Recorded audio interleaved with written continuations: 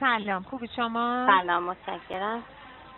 عزیزم تماس گرفته بودی برای خرید کفش یا مشاوره روانشناسی؟ بله، شمارتون یکیه؟ ببینید قسمت‌های مختلف داره اینجا. برای کدومش شما تماس گرفتین؟ بگم بهتون زنگ بزنن. نه، آخه میخوام ببینم که مثلا شما گفتید که همراز اول برای مشاورت، بعد الان کفش میفروشید و لوازم خونگی؟ کفش داریم، قابلمه داریم، همه قسمت ها هست. یاده یک کلیپ افتادم تو این استا گفتش که مشاوره در پایین شهر بودو میخوام باید گریه کنم 100 تومن، میخوای خیلی زام بزنم 150 تومن.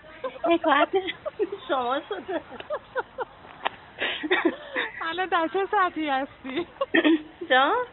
امیدوارم در هیچ کدوم از ساعتهاش نباشی. آها. خب آره. خب بگم به زنگ بزنن برای مشاوره یه قسمت دیگه است، یه قسمت لوازم خانگیه.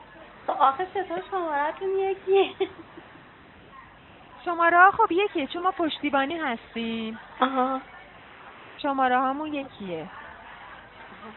بعد این همراز زیر نظر کجاه؟